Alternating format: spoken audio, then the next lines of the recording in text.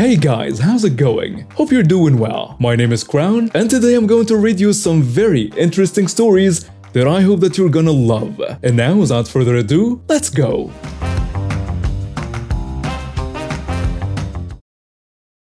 Hey everyone, hope you're doing well. I'm very sorry that the recording sound may not be the best this episode. I'm having some issues with the recording device I'm using, so I hope you're going to be okay with it this episode.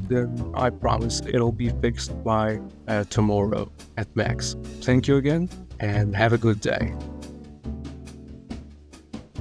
The story didn't happen to me directly, but I got wind of it through my mother, who heard it from a store employee. But I will write it from a first-person point of view to make it easier. Trust me, it's a wild ride. Also, it's from 2020. It was just another ordinary day, or so I thought, until I found myself in the middle of a grocery store showdown. You know, the kind that makes you question humanity and wonder if people have completely lost their minds. Let me take you back to that fateful day a week or two ago when I witnessed the epitome of entitlement. The grocery stores in our area had implemented various measures to enforce social distancing. There were arrows on the floor, guiding shoppers along a specific route to prevent accidental collisions. Plexiglass barriers stood guard between the cashiers and the customers, a visual reminder of the times we were living in. Most people respected these rules, understanding the importance of keeping a safe distance. However, on this particular day, there was a woman who seemed to have missed the memo, common courtesy and social responsibility. She was standing in line for the checkout, less than 6 feet away from the man in front of her. Poor guy looked visibly uncomfortable, but he bore it in silence, probably not wanting to cause a scene.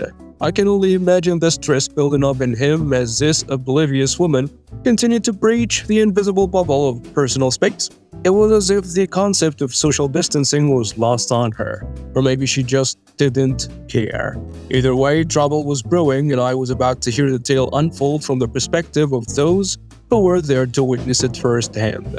After a little while, the tension in the air reached its peak. The woman, seemingly oblivious to the discomfort she was causing, sneezed into a tissue. Now I get it. We all have our moments, but what happened next was beyond comprehension. The man in front of her had apparently reached his breaking point.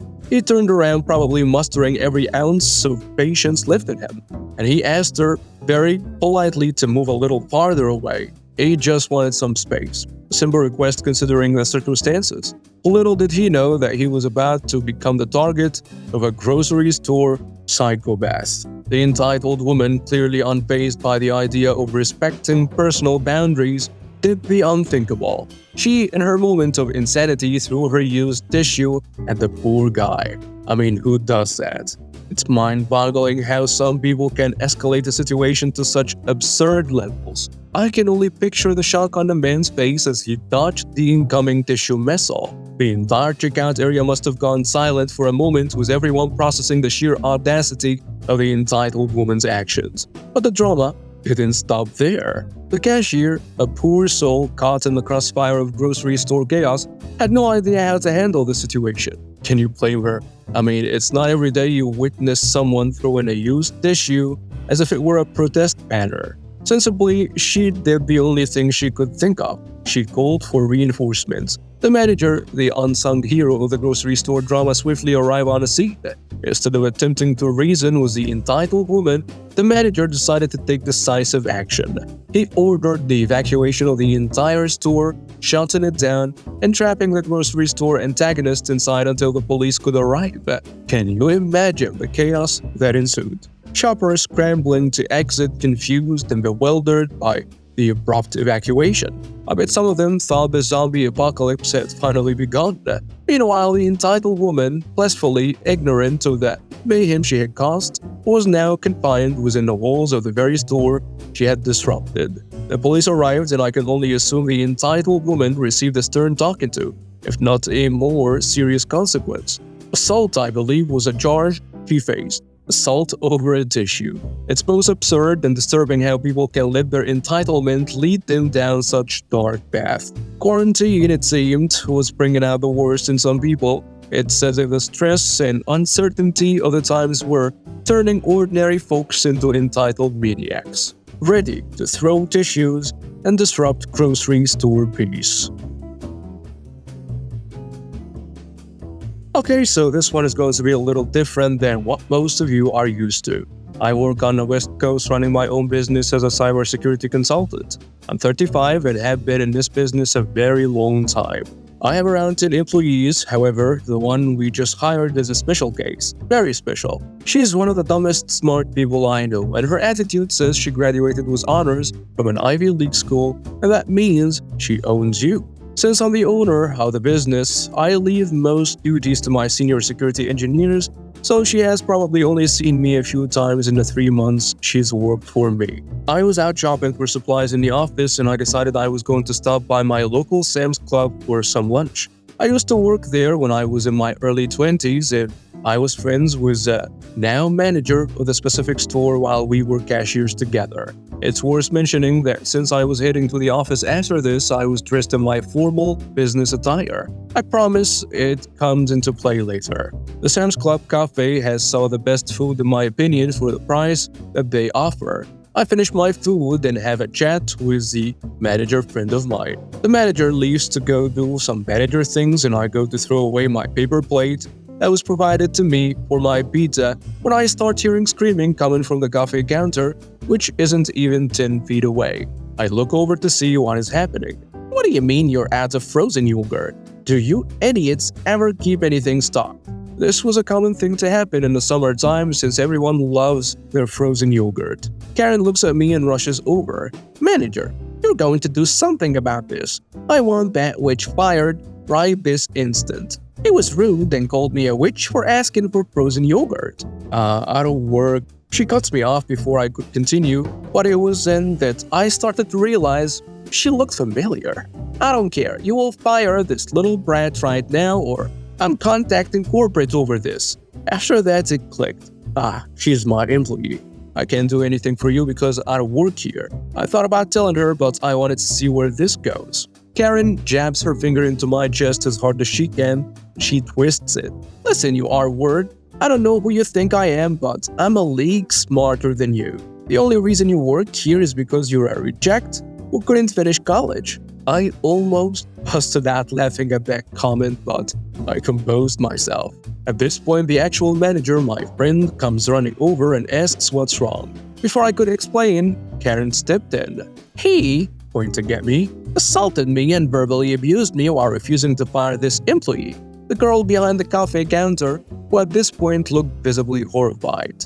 And as his boss, you better fire him right this instant. If you don't, I'll have all of your jobs, you insignificant clowns. Yeah, she really said that. She called us clowns. How ironic. Me, pretty much fed up now, I revealed my real identity. Karen, I'm X, the owner of the consultancy you work for. We just hired you a couple months ago, right? I showed her my badge with title, name, and picture on it, and her face turned whiter than snow. My friend manager says, I saw her jabbing her finger into you. The cops are already on their way. I didn't think it was possible, but her face turned even whiter than it was before. She looked like she was about to hurt. Anyway, the cops show up, look at the security footage, and without even asking me anything, they handcuff her and take her away. They talked to me and asked me if I wanted to press charges, and I said yes. Court date pending. I later found out from my manager friend that she yanked the cafe girl by the collar, slapped her, and pushed her back before I had seen her yelling. I asked the cops if I could have a word with her before they drove her away, since she is my employee. They said yes, and I walked up to her, sitting in the cop car, hands cuffed behind her back, and she's about to speak, but I held my finger up in front of her face. I say, for someone who graduated with honors at the ex-Ivy League school, you're pretty dumb. I was never impressed with your work, and now that you're here, I doubt you'll ever get a job in the security field again. Don't bother showing up for work anymore. I had to add that last part because I knew she'd be out on bail. Her husband is pretty wealthy too. Never thought I'd run into a Karen that actually worked for me. And it's one. As people have pointed out, it's strange that I started writing code 5 months ago, but I own a CS firm. You don't need to know code in CS. It's not necessary. I started learning code because as my next business venture, I'd like to start my own tech company, so I started learning. Contrary to what people think, owning a CS firm is costly and time-consuming, so me talking about buying something with my next paycheck isn't exactly far off. I just spend my money wisely and not on myself very often. So some backstory to start. I, 32 female, have an older brother, Rob, 37 male, and Rob has 3 kids, 15 female, 8 and 6 males. His 2 younger boys are he and his wife's kids, whereas his oldest, who I will call Kat, is from a previous relationship. Kat splits time 50-50 between her mom and Rob. This Christmas she'll be with him. Usually Rob and wife and the kids, our parents and myself do a Christmas dinner/gift exchange together, but it usually revolves around the younger kiddos nowadays. Rob and Kat's mom are both saving up to buy Kat a vehicle when she starts driving. Kat is aware of this and knows this means less big gifts until then. But I felt kinda bad that, she's not getting that much for Christmas. Kat is very into gaming, mods, 3D renders, and has wanted a nice gaming PC for a while. All she has is an older laptop at the moment. I've got some expenses and a disposable income, so I figured what the hell, and I decided to go ahead and buy one for Kat for Christmas. I told both Kat's mom and Rob about my idea for it before purchase. They both signed off on the idea. I found a nice pre-built for around $1,700 and ordered it. When I showed Rob the PC, he seemed taken aback and said he didn't realize it was an actual PC and that it was so expensive. Rob wants me to give the gift to Kat as from mom, dad, and aunt. That's me. He's offered to purchase a monitor to include with a PC to make it fair. I told him no. If he wants to buy a monitor, that's great, but a $200 monitor isn't the same as a $1,700 PC. Rob isn't happy with this and says that I'm trying to undermine him and make him look bad for Kat. 1. I think that's crazy. I just want to do something cool for my niece. 2. Why is it bad that I want credit for a gift I researched and purchased on my own? 3. Wouldn't it be unfair for Kat's mom to also not get credit if Rob does? Well, Rob wants me to either let him and sister-in-law to also claim credit for the gift or wait until her birthday in 8 months to give the BC so he isn't overshadowed by me.